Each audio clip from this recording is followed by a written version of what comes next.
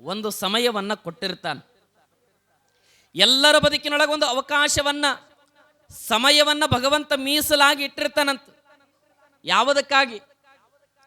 ನಿನ್ನ ಬದುಕಿನ ಒಳಿತಿಗಾಗಿ, ನಿನ್ನ ಬದುಕು ಉದ್ಧಾರ ಮಾಡಿಕೊಳ್ಳುವುದಕ್ಕಾಗಿ ಭಗವಂತ ಒಂದು ಅವಕಾಶ, ಸಮಯವನ್ನು ಕರುಣಿಸಿರ್ತಾನಂತ.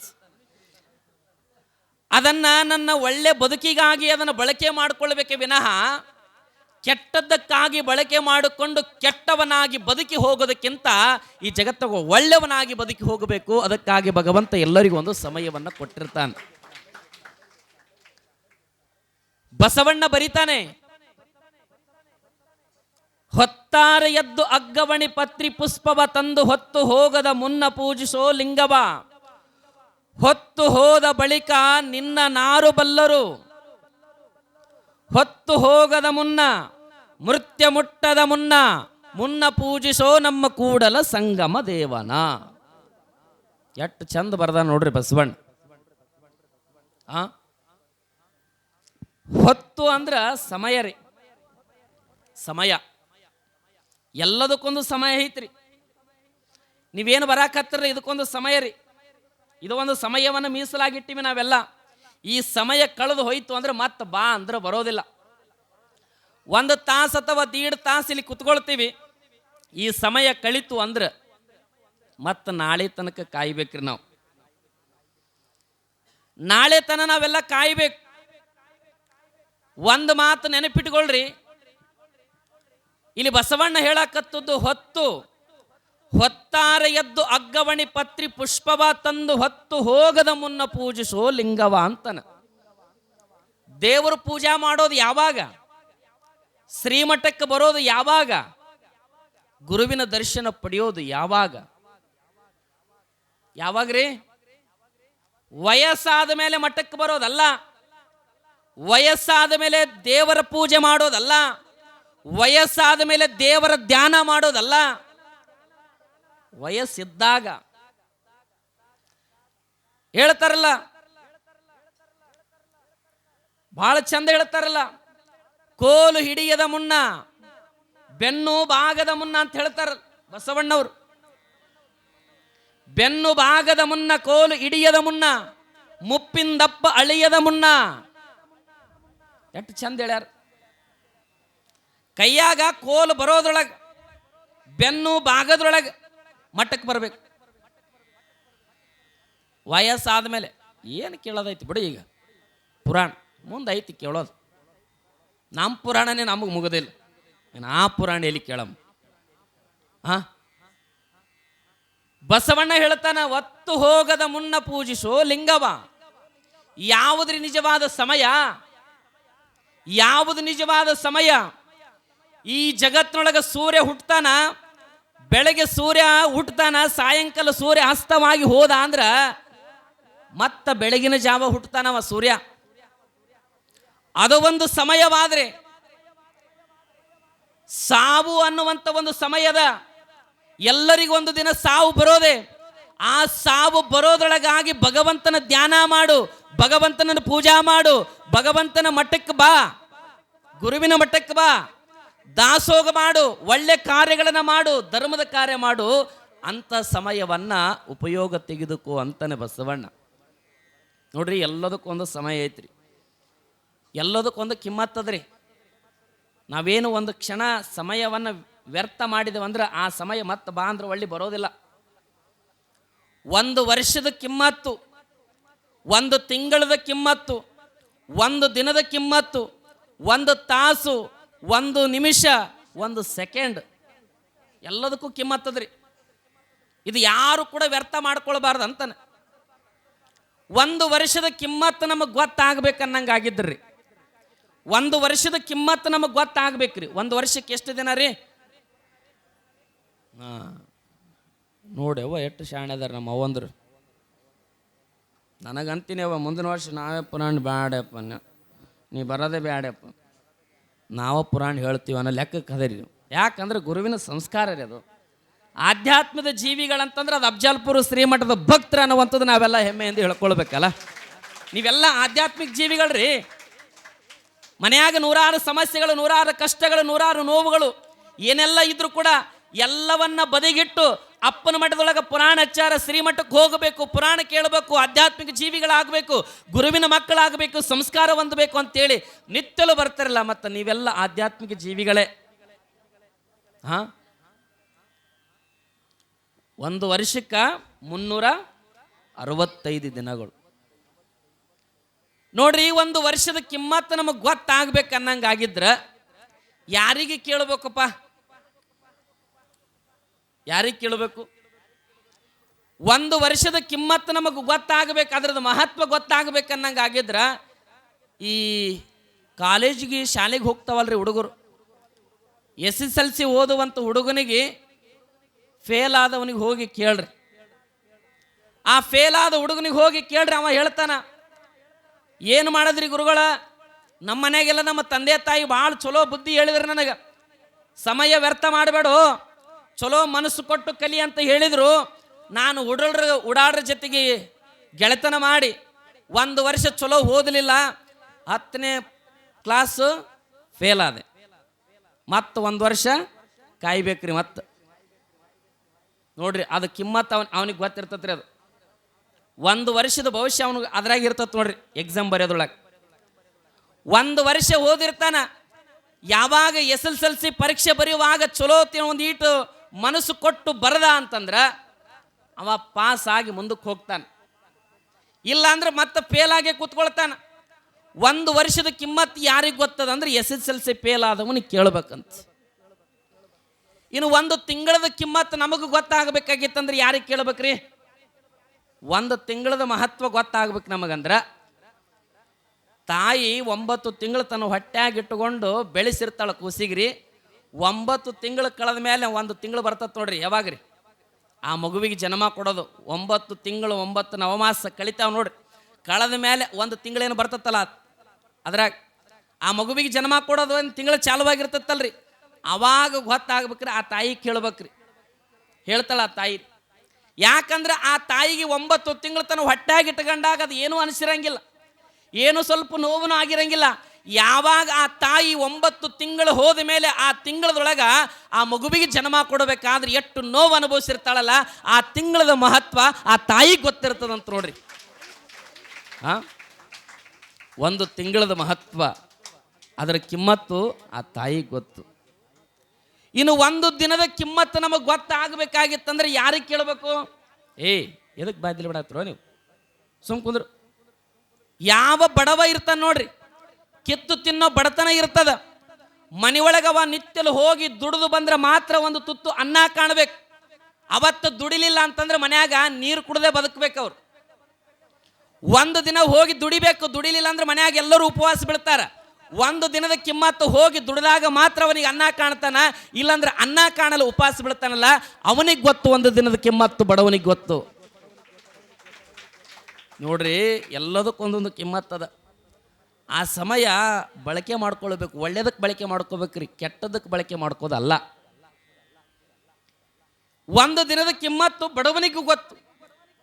ಇನ್ನು 1 ತಾಸು ಕಿಮ್ಮತ್ತು ಯಾರಿಗೆ ಕೇಳಬೇಕಂದ್ರೆ ಒಂದೇ 1 ತಾಸು ರೀ. 1 ತಾಸು. ಈಗ ಯಾರಾದ್ರೂ ಪೇಷಂಟ್ ಡಾಕ್ಟ್ರ್ ಕಡೆ ದವಾಖಾನ್ಯಾಗ ಅಡ್ಮಿಟ್ ಮಾಡಿರ್ತಾರೆ ನೋಡ್ರಿ. ಇನ್ನೇನ್ರಿ ಆಪ್ರೇಷನ್ ಮಾಡಬೇಕು ಅಂತ ಡಾಕ್ಟ್ರ್ ಹೇಳಿರ್ತಾರೆ ಅವನ ಪೇಷಂಟಿಗೆ. ಅವನಿಗೇನು ಆಪ್ರೇಷನ್ ಮಾಡುವಾಗ ಡಾಕ್ಟ್ರ್ ಒಳಗೆ ಹೋಗಿ 1 ತಾಸು ಆ ಆಪ್ರೇಷನ್ ಮಾಡುವಾಗ ಎಷ್ಟು ಬೆವರು ಬಿಟ್ಟಿರ್ತದೆ ಡಾಕ್ಟ್ರಿಗೆ. 1 ತಾಸು ಅಲ್ಲೇ ಲಕ್ಷ್ಯ ಕೊಟ್ಟು ಅವ ಆಪ್ರೇಷನ್ ಮಾಡ್ಬೇಕ್ರಿ. ಒಂದು ವೇಳೆ ಡಾಕ್ಟ್ರ್ ಮನಸ್ಸು ಬೇರೆ ಕಡೆ ಹೋಯ್ತು ಅಂದ್ರೆ ಆ ಪೇಷಂಟು ಡೆತ್ತ ಹೋಯ್ತು ಅನ್ಬೇಕ್ರಿ, ಅದು ಕೈಯಾಗ ಬರಂಗಿಲ್ಲ ವಾಪಸ್. ಯಾಕಂದ್ರೆ ಭಾಳ ಮನಸ್ಸು ಕೊಟ್ಟು ಆಪರೇಷನ್ ಮಾಡಬೇಕಾಗ್ತದಲ್ಲಿ. 1 ತಾಸು ಯಾವ ಕಡೆ ಮನಸ್ಸು ಹೋಗಬಾರ್ದು ಅಂತ ಡಾಕ್ಟ್ರು 1 ತಾಸು ನಿರ್ಗಳವಾಗಿ ಮನಸ್ಸು ಅಲ್ಲೇ ಇಟ್ಟು ನಿರ್ಗಳವಾಗಿ ಆ ಆಪರೇಷನ್ ಮಾಡಿದಾಗ ಆ ಪೇಷಂಟ್ ಬದುಕಿ ಹೊರಗೆ ಬರ್ತಾನೆ, ಇಲ್ಲಾಂದ್ರೆ ಅವನಿಗೆ ಸಾವೇ ಗತಿ. ಆ ಕಿಮ್ಮತ್ತು ಡಾಕ್ಟ್ರಿಗೆ ಗೊತ್ತು, 1 ತಾಸಿನ ಕಿಮ್ಮತ್ತು.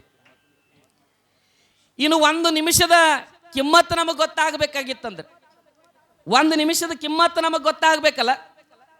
1 ನಿಮಿಷ 1 ಸೆಕೆಂಡ್, 1 ನಿಮಿಷದ ಕಿಮ್ಮತ್ತು ನಮಗೆ ಗೊತ್ತಾಗಬೇಕನ್ನಂಗಾಗಿತ್ತಂದ್ರೆ, ಈಗ ನಾವು ಮನೆಯೊಳಗೆ ಗುಲ್ಬರ್ಗ್ ಹೋಗ್ಬೇಕಂತ ತಯಾರಾಗಕತ್ತೀವ್ರಿ. ಬಸ್ಸು 10 ಗಂಟೆಗೆ ಐತಿ. 10 ಗಂಟೆಗೆ ಐತಿ, ತಯಾರಾಗಿ ಹೋಗ್ಬೇಕಂತ ಮನೆಯೊಳಗೆ ಸ್ವಲ್ಪ ತಯಾರಾಗಿ ಬಸ್ ಸ್ಟ್ಯಾಂಡಿಗೆ ಹೋಗೋದ್ರಾಗ ಬಸ್ ಮಿಸ್ ಆಗ್ಯದ್ರಿ. ಬಸ್ಸು ಮಿಸ್ ಆಗ್ಯದ. ಯಾವಾಗ ಬಸ್ ಮಿಸ್ ಆಯ್ತು ಅವಾಗ ನಾವು ಅಂತೀವಿ 1 ನಿಮಿಷದಾಗ ಪಾಸ್ ಆಯ್ತು ನೋಡ್ರಿ. ಒಂದೇ 1 ನಿಮಿಷ ತಡವಾಗಿ ಬಂದದಕ್ಕೆ ಬಸ್ ಮಿಸ್ ಆಯ್ತ್ರಿ. ಮತ್ತೆ ಕುಂದ್ರಬೇಕು, ಕಾಯ್ಬೇಕು ಬಸ್. ಯಾರಿಗೆ ಗೊತ್ತಾಗ್ತದ್ರಿ ಅವನಿಗೆ? 1 ನಿಮಿಷ ಬಸ್ ತಪ್ಸ್ಕೊಂಡೋಗಿ ಗೊತ್ತದ್ರಿ ಅವನಿಗೆ.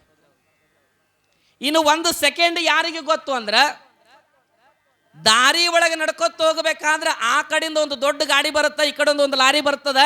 ಆ ಮಧ್ಯದೊಳಗೆ ಅವನಿಗೆ ಏನು ಹಿಂಗೆ ಇನ್ನು ಬಂದು ಗುದ್ದಬೇಕು ಅನ್ನೋದ್ರಾಗ ಒಂದೀಟ್ ಅವನಿಗೆ ಪೆಟ್ಟಾಗತ್ತಾ, ಆಸ್ಪತ್ರೆಗೆ ತೊಗೊಂಡೋದ್ರು. ಅವ ಮೈ ಮೇಲೆ ಎಚ್ಚರಿರಲಿಲ್ಲ ಅವನಿಗೆ. ಯಾವಾಗ ಡಾಕ್ಟ್ರ್ ಕಡೆ ಕರ್ಕೊಂಡೋಗಿ ಚೆಕಪ್ ಮಾಡಿ ಡಾಕ್ಟ್ರ್ ಅಂದರು ಯಾವ ಅಪಘಾತನೂ ಆಗಿಲ್ಲ, ಏನೂ ಪ್ರಾಣಕ್ಕೆ ಅಪಾಯ ಆಗಿಲ್ಲ ಅಂತ ತಿಳ್ಕೊಂಡು ಹೇಳಿದ ಮೇಲೆ ಸ್ವಲ್ಪ ಅವನಿಗೆ ಚೇತರಿಸ್ಕೊಂಡ ಮೇಲೆ ಬದುಕಿದ ಅಂದ್ರೆ, ಡಾಕ್ಟ್ರ್ ಕಡೆ ಎಲ್ಲರೂ ಅವನ ಪೇಷಂಟಿಗೆ ಮಾತಾಡ್ಸಕ್ಕೆ ಬೀಗರು ಬಂದು ಬಳಗ ಬಂದಾಗ ಅವನಿಗೆ ಕೇಳಿದಾಗ ಅವ ಅಂತಾನ, ಏನಿಲ್ರಿ ದಾರಿ ಹಿಡಿದು ಹೋಗ್ಬೇಕಾದ್ರೆ ಆ ಕಡೆ ಒಂದು ಗಾಡಿ ಬಂತು, ಈ ಕಡೆ ಒಂದು ಗಾಡಿ ಬಂತ್ರಿ. 1 ಕ್ಷಣ 1 ಸೆಕೆಂಡ್ದೊಳಗೆ ನಾ ಪಾರಾಗಿನ್ರಿ. ಒಂದೇ 1 ಸೆಕೆಂಡ್ದೊಳಗೆ ಭಗವಂತ ಮಳೇಂದ್ರ ಶಿವಳವ್ರ ಆಶೀರ್ವಾದದಿಂದ 1 ಸೆಕೆಂಡ್ದೊಳಗೆ ನಾನು ಪಾರಾಗಿನಂತಾನಲ್ಲ. ಮತ್ತು ಅವನಿಗೆ 1 ಸೆಕೆಂಡ್ ಕಿಮ್ಮತ್ತು ಅವನಿಗೆ ಗೊತ್ತಂತ. ಎಲ್ಲದಕ್ಕೊಂದು ಕಿಮ್ಮತ್ತದ, ಎಲ್ಲದಕ್ಕೊಂದು ಕಿಮ್ಮತ್ತದ. ಆ ಸಮಯವನ್ನು ಉಪಯೋಗ ತೆಗೆದುಕೊಳ್ಳಬೇಕು, ಒಳ್ಳೆಯದಕ್ಕಾಗಿ ತೆಗೆದುಕೊಳ್ಳಬೇಕು ವಿನಃ ಕೆಟ್ಟದಕ್ಕಾಗಿ ಬಳಕೆ ಮಾಡಬೇಡ. ಭಗವಂತ ಎಲ್ಲರಿಗೊಂದು ಅವಕಾಶವನ್ನು ಕೊಟ್ಟಾನ, ಎಲ್ಲರಿಗೊಂದು ಸಮಯವನ್ನು ಕೊಟ್ಟಾನ. ಈ ಜಗತ್ತಿನೊಳಗ ಮಳೇಂದ್ರ ಶಿವಯೋಗಿ ನಮ್ಮೆಲ್ಲರಿಗೊಂದು ಅವಕಾಶ ಕೊಟ್ಟಾನ. ಏನು ಅವಕಾಶ ಕೊಟ್ಟಾನ ಅಂದ್ರೆ, 1 ತಿಂಗಳು ಶ್ರಾವಣ ಮಾಸ ಪುರಾಣ ನಡೆದಾದ, ಎಲ್ಲರೂ ದಾಸೋಗ ಮಾಡ್ರಂತ ಒಂದು ಸಮಯ ಕೊಟ್ಟಾನ, ದಾನ ಮಾಡ್ರಂತ ಒಂದು ಸಮಯ ಕೊಟ್ಟಾನ. ಈ ಸಮಯ ಕಳೆದು ಹೋಯ್ತು ಅಂತಂದ್ರೆ, ನಾನು ನಿಮಗೊಂದು ಮಾತು ಹೇಳ್ತೀನಿ, ದಾಸೋಗ ನಾಳೆ ಬರೆಸಿದ್ರೆ ಆಯ್ತು, ದಾನ ಪಟ್ಟಿ ನಾಡ್ದು ಕೊಟ್ರಾಯ್ತು, ನಾಳಿದು ಕೊಟ್ರಾಯ್ತು, ನಾಳೆ ಕೊಟ್ರಾಯ್ತು, ನಾಳೆ ಕೊಟ್ರಾಯ್ತು, ನಾಳೆ ಕೊಟ್ರಾಯ್ತು ಅಂದ್ರೆ ತಿಂಗಳೇ ಮುಗಿದು ಹೋಗ್ತದೆ.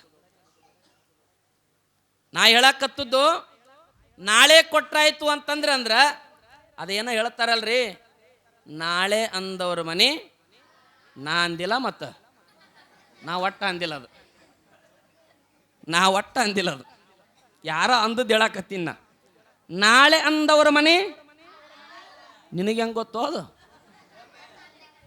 ಹಾಂ ಹೌದಲ್ಲ? ಇದು ಎಲ್ಲರೂ ಮಾತು ಕೇಳಿವಲ್ರಿ. ನಾಳೆ ಕೊಟ್ರಾಯ್ತು, ನಾಳೆ ಕೊಟ್ರಾಯ್ತು, ನಾಳೆ ಕೊಟ್ರಾಯ್ತು ಅಂತ ಅನ್ಕೋತು ಹೊಂಟ್ರಿ ಅಂದ್ರೆ, ದಾಸೋಗ ಮಾಡುವಂಥ ಸಮಯದ ದಾಸೋಗ ಮಾಡಿಬಿಡೋಣ. ದಾನ ಮಾಡುವಂಥ ಸಮಯ ಕೊಟ್ಟಾನ, ದಾಸೋಗ ದಾನ ಮಾಡಿಬಿಡೋಣ. ಏನಾದರೂ ಮಟ್ಟಕ್ಕೆ ಮುಟ್ಟಿಸುವಂಥ ಸೌಭಾಗ್ಯ ಕೊಟ್ಟಾನ, ಕೊಟ್ಟು ಬಿಡೋಣ.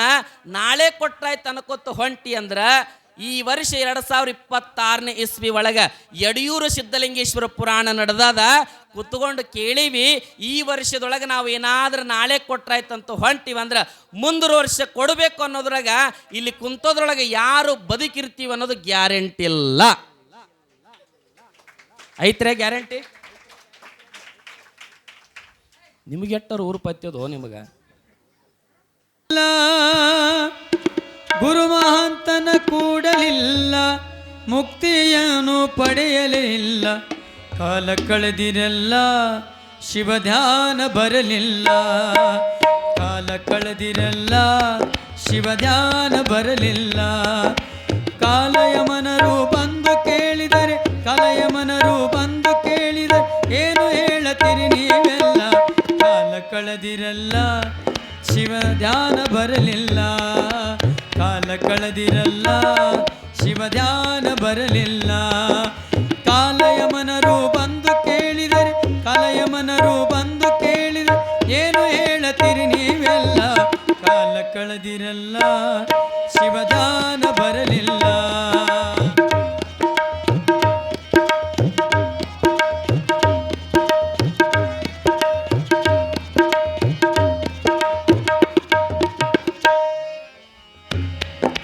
ಹಣವು ಗಳಿಸಿರಲ್ಲ, ಅದು ಮಕ್ಕಳಿಗಾಯ್ತಲ್ಲ. ಹಣವು ಗಳಿಸಿರಲ್ಲ, ಅದು ಮಕ್ಕಳಿಗಾಯ್ತಲ್ಲ. ಹೆಂಡರು ಮಕ್ಕಳು ತಿರುಗಿ ಬಿದ್ದರೆ, ಹೆಂಡರು ಮಕ್ಕಳು ತಿರುಗಿ ಬಿದ್ದರೆ ಮಂಗನ ಹಾಗೆ ಕುಳಿತಿರಲ್ಲ. ಕಾಲ ಕಳೆದಿರಲ್ಲ, ಶಿವ ಧ್ಯಾನ ಬರ ಬರಲಿಲ್ಲ, ಕಾಲ ಕಳೆದಿರಲ್ಲ, ಶಿವಧ್ಯಾನ ಬರಲಿಲ್ಲ. ಕಾಲಯಮನರು ಬಂದು ಕೇಳಿದರೆ, ಕಾಲಯಮನರು ಬಂದು ಕೇಳಿದರೆ ಏನು ಹೇಳತೀರಿ ನೀವೆಲ್ಲ? ಕಾಲ ಕಳೆದಿರಲ್ಲ, ಶಿವಧ್ಯಾನ ಬರಲಿಲ್ಲ. ಅದಕ್ಕಿಂತ ಭಗವಂತ ಕೊಟ್ಟಂತ ಈ ಬದುಕಿನೊಳಗೆ ಒಂದಿಟ್ಟು ಅವಕಾಶವನ್ನ, ಸಮಯವನ್ನ ಸರಿಯಾಗಿ ಅದನ್ನ ಬಳಕೆ ಮಾಡ್ಕೋ. ಸುಮ್ಮನೆ ವ್ಯರ್ಥವಾಗಿ ಬದುಕನ್ನ ಹಾಳು ಮಾಡ್ಕೊಳ್ಬೇಡ ಅಂತ ಹೇಳ್ತಾರೆ. ಬರಿತಾರಲ್ಲ, ಬೇಡ ಬೇಡ ಕಾಲಹರಣ, ಬೇಡ ಬೇಡ ಕಾಲಹರಣ, ಈ ದೇಹಕ್ಕೆ ತಪ್ಪಿಲ್ಲ ಮರಣ. ಬೇಡ ಬೇಡ ಕಾಲಹರಣ, ಈ ದೇಹಕ್ಕೆ ತಪ್ಪಿಲ್ಲೋ ಮರಣ. ಮರೆತು ಹೋದರೆ ಸಿಗೋದಿಲ್ಲೋ ಗುರುವಿನ ಚರಣ, ಮರೆತು ಹೋದರೆ ಸಿಗೋದಿಲ್ಲೋ ಗುರುವಿನ ಚರಣ. ಹುಟ್ಟು ಹುಚಿತ ಸಾವು ಖಚಿತ, ಹುಟ್ಟು ಹುಚಿತ ಸಾವು ಖಚಿತ, ಏನಾದರೂ ಉಳಿಸು ಇಲ್ಲಿ ಶಾಶ್ವತ. ಏನಾದರೂ ಉಳಿಸಿ ಹೋಗ್ಬೇಕಲ್ರಿ. ಒಂದಿಟ್ಟು ಏನಾದರೂ ಉಳಿಸಿ ಹೋಗುವಂಥ ಪ್ರಯತ್ನ ನಾವೆಲ್ಲ ಮಾಡಬೇಕು. ನಮ್ಮಿಂದ ಯಾವುದು ಬರೋದಿಲ್ಲ. ಕೊನೆ ಕಾಲಕ್ಕೆ ಬರೋದು ನಾವು ಗಳಿಸಿರುವಂಥ ಪುಣ್ಯ, ಧರ್ಮ, ಕೀರ್ತಿ.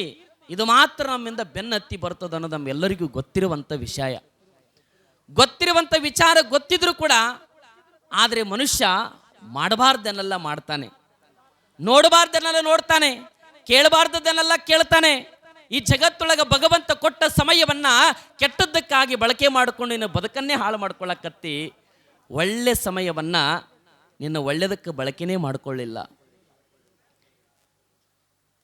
ಯಡಿಯೂರ ಸಿದ್ಧಲಿಂಗ ಜಗತ್ತೊಳಗ ಮಹಾತ್ಮರು ಮಾಡಿದ್ದು, ಭಗವಂತ ಯಾವುದಕ್ಕಾಗಿ ಈ ಭೂಲೋಕಕ್ಕೆ ಅವರನ್ನ ಅವತಾರ ಮಾಡಿ ಕಳಿಸಿದ್ನಲ್ಲ ಅದನ್ನ ಬಳಕೆ ಮಾಡಿಕೊಂಡು ಭಗವಂತನಂತೆ ಬದುಕಿದ್ರು. ಭಗವಂತ ಕೊಟ್ಟ ಅವಕಾಶವನ್ನ ಭಗವಂತನಿಗಾಗಿ ಮೀಸಲಾಗಿಟ್ರು. ಅದಕ್ಕಾಗಿ ಜಗತ್ತೊಳಗವರು ನಡೆದಾಡುವ ದೇವರಾದರು. ನಮ್ಮೆಲ್ಲರಿಗೂ ಮುಕ್ತಿಯನ್ನು ಕೊಡುವಂಥ ಭಗವಂತನನ್ನಾಗಿ ಜಗತ್ತೊಳಗೆ ನೆಲೆಸಿದರು. ಸಿದ್ಧಲಿಂಗೇಶ ಮಠದೊಳಗಿದ್ದುಕೊಂಡು ಯಾವ ಗುರುವಿನ ಕರಸಂಜಾತನಾಗಿ, ಗುರುವಿನನ್ನ ಮನಮುಟ್ಟಿ ಸೇವೆಯನ್ನ ಮಾಡಿ, ಗುರುವಿನಿಂದ ಅನೇಕ ವಿದ್ಯೆ ಸಂಸ್ಕಾರವನ್ನ ಪಡೆದು, ಗುರುವಿನಿಂದ ಗುರುದೀಕ್ಷೆಯನ್ನು ಪಡ್ಕೊಂಡ. ಲಿಂಗ ದೀಕ್ಷೆಯನ್ನು ಪಡ್ಕೊಳ್ಬೇಕಾದ್ರೆ ಗುರುಗಳು ನಿರ್ಧಾರವನ್ನ ಮಾಡಿದ್ರು. ಗೋಸಲ ಚೆನ್ನಬಸವೇಶ್ವರರು ಏನಂತ, ಸಿದ್ಧಲಿಂಗ, ಈ ಜಗತ್ತನ್ನ ಉದ್ಧಾರ ಮಾಡುವುದಕ್ಕಾಗಿ ಬಂದಿರುವಂತ ಮಹಾತ್ಮನ ನೀನು. ಕೇವಲ ನೀನು ಸಿದ್ಧಲಿಂಗನಲ್ಲ, ಇನ್ನು ಮುಂದೆ ನಿನಗೊಂದು ಬಿರುದನ್ನು ಕೊಡುತ್ತೇನೆ.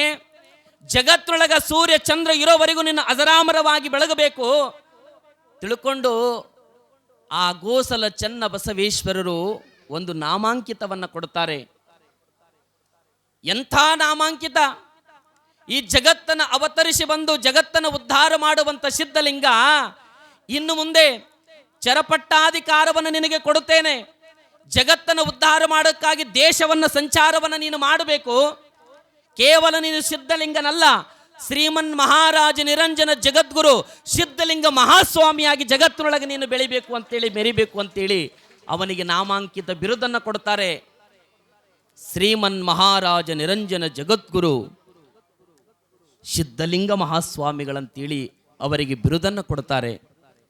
ಚರಪಟ್ಟಾಧಿಕಾರವನ್ನು ಕೊಟ್ಟು, ಕೇವಲ ನೀನು ಇಲ್ಲಿ ಇರೋದಕ್ಕಾಗಿ ಬಂದವನಲ್ಲ, ದೇಶವನ್ನು ಸಂಚಾರವನ್ನು ಮಾಡಬೇಕು, ಭಕ್ತರ ಕಷ್ಟಗಳನ್ನು ನೀನು ಕೇಳಿ ಭಕ್ತರನ್ನು ಉದ್ಧಾರ ಮಾಡಬೇಕು, ಶಿವಧರ್ಮವನ್ನು ನೀನು ಬೆಳಗಬೇಕು, ಧರ್ಮವನ್ನ ಬೆಳಗಬೇಕು ಅಂತ ತಿಳ್ಕೊಂಡು ಗುರುಗಳು ತಮ್ಮ ಅಮೃತ ಹಸ್ತವನ್ನು ಇಟ್ಟು ಆಶೀರ್ವಾದವನ್ನು ಮಾಡ್ತಾರೆ, ಅನುಗ್ರಹವನ್ನು ಮಾಡಿದರು. ಯಾವಾಗ ಸಿದ್ಧಲಿಂಗನಿಗೆ ದೇಶ ಸಂಚಾರವನ್ನು ನೀನು ಮಾಡಬೇಕು, ಇನ್ನು ನೀನು ಮಠದೊಳಗೆ ಇದ್ದುದು ಸಾಕು, ದೇಶವನ್ನು ಉದ್ಧಾರ ಮಾಡುವುದಕ್ಕಾಗಿ ಬಂದಿ ಅಂದ ಮೇಲೆ ದೇಶವನ್ನು ಸಂಚಾರ ಮಾಡುವಂತ ಹೇಳಿದಾಗ ಸಿದ್ಧಲಿಂಗರಂತಾರೆ, ಯಪ್ಪಾ ಬುದ್ಧಿ, ನಾವು ನಿಮ್ಮ ಪಾದದ ಸೇವೆಯನ್ನು ಮಾಡುತ್ತಾ ಇರಬೇಕು ಅನ್ನೋ ನನ್ನ ಆಸೆ. ಆದರೆ ನಿಮ್ಮನ್ನು ಬಿಟ್ಟು ಅಗಲಿ ಹೋಗುವಂಥ ಮನಸ್ಸು ನಮಗಿಲ್ಲ ತಂದೆ.